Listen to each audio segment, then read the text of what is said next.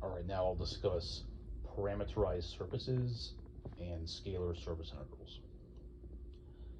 So there's a couple concepts to discuss here. The first is how to convert an x, y, z surface into a two-variable parametric surface. Part of the motivation for this was already discussed, which is that the surface is essentially a two-variable concept. The other is that there may be a much simpler coordinate system like polar, etc., depending on the surface shape.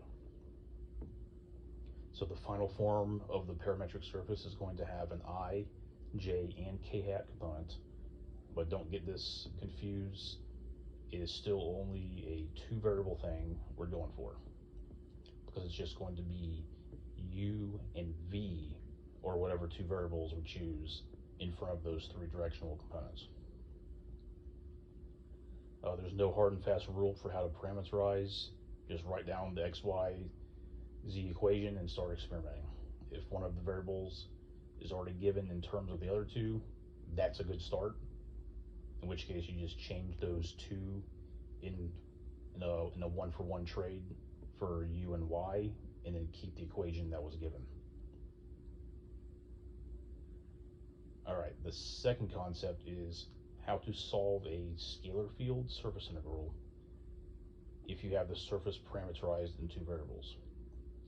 So this is done just by using the equation of the double integral of region D of f of r of u and v multiplied by the absolute value of the cross product of r sub u and r sub v dA. So this formula is actually like the fundamental formula for the surface integral concept. And even though I first talked about the regular XYZ version with that sub function g, that one is just sort of going around your ass to get to your elbow compared to this one, which is more fundamentally in line with what the surface integral is. And the next concept here is that it's not really a new concept, it's just how to find the surface area, not necessarily a surface integral.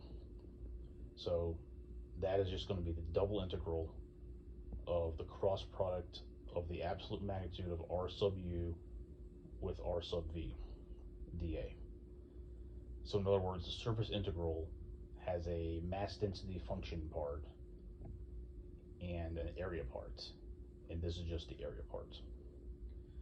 The intuition here is that a cross product of two vectors gives not just a new orthogonal vector, but also the area of the parallelogram formed by these two vectors, which is why it's such a fundamental way of calculating the area of tiny little differential elements of a surface.